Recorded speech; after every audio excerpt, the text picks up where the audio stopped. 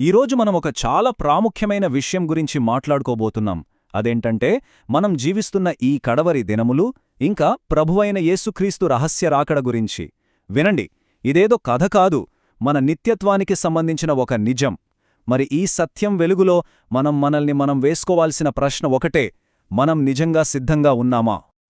ఇదొక పెద్ద ప్రశ్నే కదూ. ఆలోచించండి. ప్రభువా ప్రభువా అని పిలుస్తూ, ఆయన నామంలో గొప్ప కార్యాలు చేస్తూ, పట్టుదలగా ప్రార్థనలు చేసేవాళ్లు కూడా ఆయన రహస్య రాకడలో ఎందుకు విడిచిపెట్టబడతారు? అంటే కేవలం ప్రార్థన చేస్తే సరిపోదా? దీని వెనుక ఉన్న అసలైన ఆధ్యాత్మిక సత్యం ఏంటో మనం ఇప్పుడు లోతుగా చూడబోతున్నాం. సరే, ఈ ప్రశ్నలకి సమాధానం దొరకాలంటే ముందుగా మనం కడవరి దినములు అనే పదాన్ని సరిగ్గా అర్థం చేసుకోవాలి. ఇది ఎప్పుడో భవిష్యత్తులో వచ్చే కాలం కాదు, మనమిప్పటికే అందులో జీవిస్తున్నాం. ఈ కాలానికి ఒక స్పష్టమైన ప్రారంభముంది, ఒక ఖచ్చితమైన ముగింపు కూడా ఉంది. చూడండి, కడవరి దినాలు ఎప్పుడో మొదలయ్యేవి కాదు. అవి యేసుక్రీస్తు ఈ లోకానికి వచ్చినప్పుడే మొదలయ్యాయి. మొదటి పేతృపత్రిక 1వ అధ్యాయం 20వ వచనంలో ఇలా ఉంది: జగత్తు పునాది వేయబడక మునుపే ఆయన నియమింపబడెనుగాని ఈ కడవరి కాలమందు మీ కొరకు ప్రత్యక్షపరచబడెను. దీనర్థమేంటంటే గత 2000 సంవత్సరాలుగా మనం ఒక కృపాకాలంలో ఉన్నాం.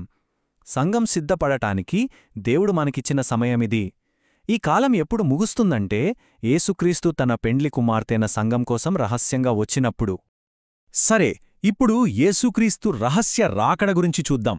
ఆ పేర్లోనే ఉంది కదా, ఇది చాలా రహస్యంగా, అకస్మాత్తుగా జరిగిపోతుంది. అయితే మనం గుడ్డిగా ఏమీ ఎదురుచూడక్కర్లేదు. ప్రభువు మనకు కొన్ని సూచనలిచ్చారు.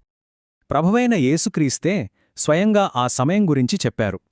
మార్కు సువార్త 13వ అధ్యాయం 32వ వచనంలో, ఆ దినమును గూర్చియూ ఆ గడియను గూర్చియూ తండ్రి తప్ప మరి ఎవరును పరలోకమందలి దూతలైనను కుమారుడైనను ఎరుగరు అని చాలా స్పష్టంగా చెప్పారు. అంటే ఆ సమయం తండ్రి అయిన దేవుని చేతిలో ఉన్న ఒక రహస్యం. పెండ్లికుమారుడు ఏ క్షణంలో వస్తాడో తెలియకపోయినా ప్రేమతో, పవిత్రతతో ఎప్పుడూ సిద్ధంగా ఎదురుచూసే పెండ్లికుమార్తెలా సంఘముండాలి. మరి సమయం ఒక రహస్యమైతే మన పనేంటి? సిద్ధపడడం ఎలా సాధ్యం? సమాధానం ఒక్కటే: ఆయనిచ్చిన సూచనలను గమనిస్తూ మెలకువగా ఉండడం. మత్తయి సువార్త 24వ అధ్యాయంలో ప్రభువు మనకు ఒక అద్భుతమైన ఉదాహరణ చెప్పారు. అంజూరపు చెట్టును చూచి ఒక ఉపమానం నేర్చుకొనుడి.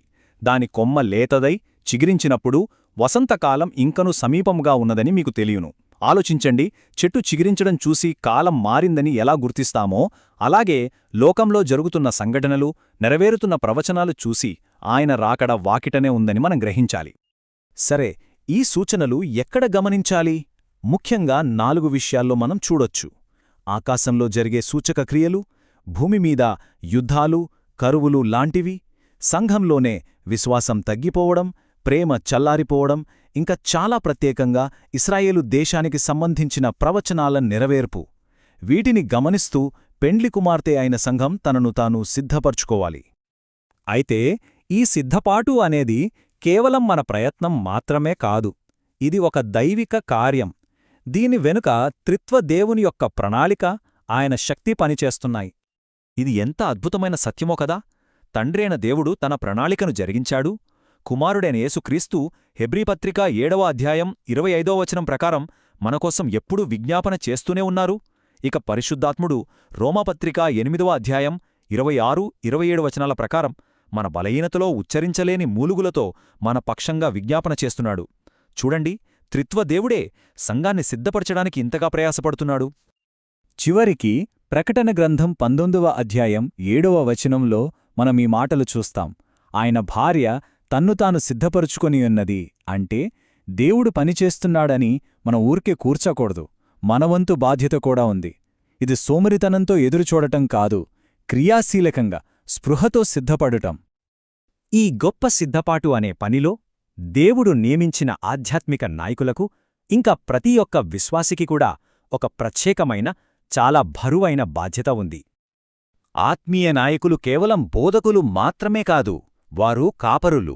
వాళ్లకు అప్పగించబడిన ప్రతి ఒక్క ఆత్మ కొరకు వారు దేవునికి లెక్క చెప్పాలి. అందుకే వారు తమకోసం, తమ మందకోసం రాత్రింబవళ్లు మెలకువగా ఉండి ప్రార్థనలో కనిపెట్టుకొని ఉండాలి. ఇది అస్సలు తేలికైన బాధ్యత కాదు. ఒక నిజమైన కాపరికి ఉండాల్సిన లక్షణాలు ఇక్కడ స్పష్టంగా ఉన్నాయి. హెబ్రీ పత్రిక 13:17లో చెప్పినట్టు వారు లెక్క ఒప్పచెప్పవలసిన వారిగా మెలకువగా ఉంటారు. గలతీ పత్రిక 4:19లో పౌలు చెప్పినట్లు విశ్వాసులలో క్రీస్తు స్వరూపం ఏర్పడే వరకు ప్రసవవేదన అనుభవిస్తారు. అంటే వాళ్ళ ఆత్మీయ ఎదుగుదల కోసం తీవ్రంగా ప్రార్థిస్తారు. ఒక వ్యక్తిని గద్దించే ముందు వారి ఆత్మకోసం ప్రార్థనలో పోరాడిన వారికి వారిని సరిదిద్దే అధికారం లేదు. సరే, ఇప్పుడు మనం అసలు ప్రశ్నకు మళ్ళీ వద్దాం. ప్రార్థించేవారు కూడా ఎందుకు విడిచిపెట్టబడతారు? సమాధానం వారు ప్రార్థిస్తున్నారా లేదా అన్నది కాదు, వాళ్ళు ఎలాంటి ప్రార్థన చేస్తున్నారు అనేదానిమీద ఆధారపడి ఉంటుంది. ఇది చాలా చాలా తీవ్రమైన హెచ్చరిక. మత్తయి సువార్త 7వ అధ్యాయం 21వ వచనంలో యేసు ప్రభువు స్పష్టంగా చెప్పారు, ప్రభువా ప్రభువా అని నన్ను పిలిచు ప్రతివాడును పరలోకరాజ్యంలో ప్రవేశింపడుగాని పరలోకమందున్న నా తండ్రి చిత్తప్రకారము చేయువాడే ప్రవేశించును. అంటే పెదవుల మీద ప్రార్థన ఉంటే సరిపోదు, మన జీవితంలో దేవుని చిత్తం నెరవేరాలి. ఇక్కడున్న తేడా చాలా ముఖ్యం.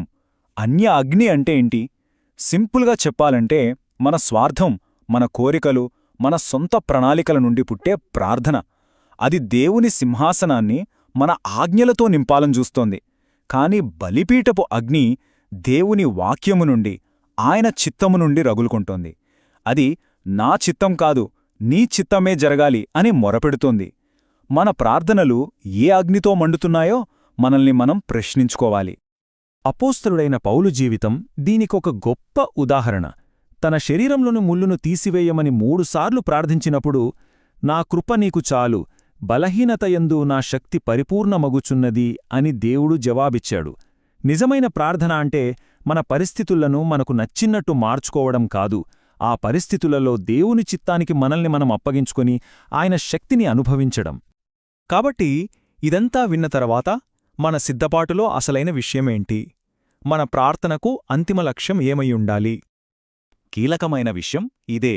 మన జీవితంలో ప్రార్థన యొక్క లక్ష్యం సుఖపడటం కాదు, పరిశుద్ధంగా మారటం, సమస్యలు తీరిపోవటం కాదు, క్రీస్తు స్వరూపంలోకి రూపాంతరం చెందటం, మన సొంత చిత్తం నెరవేరటం కాదు, తండ్రి చిత్తానికి సంపూర్ణంగా మనల్ని మనం సమర్పించుకోవడం. ఇదే నిజమైన సిద్ధపాటు. అందుకే సిద్ధపడిన హృదయం చేసే చివరి ప్రార్థన, ప్రభూ నా సమస్యలు తీర్చు అని కాదు. వీటన్నిటినీ మించి ప్రేమతో నిండిన హృదయం చేసే ప్రార్థన ఒక్కటే, మరణాతా, ప్రభువైన యేసు రమ్ము. ఈ లోకం కంటే, మా సుఖాల కంటే, మా ప్రాణాల కంటే నీవే మాకు కావాలి, త్వరగా రమ్ము. ఇలాంటి మరిన్ని లోతైన ఆధ్యాత్మిక సందేశాల కొరకు మా ఛానల్ను అనుసరించండి. దేవుడు మనందరినీ దీవించునుగాక.